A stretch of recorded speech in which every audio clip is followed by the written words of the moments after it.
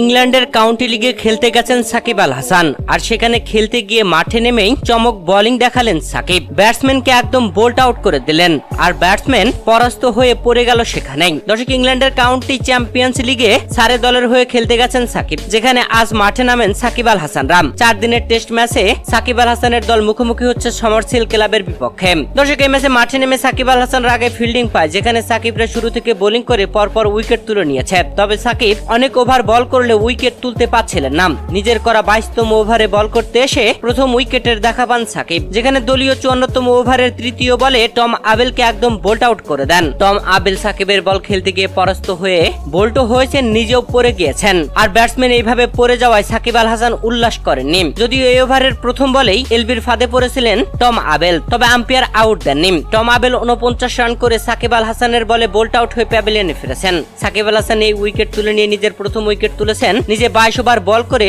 তখন 60 রান খরচ করেছিলেন সাকিব।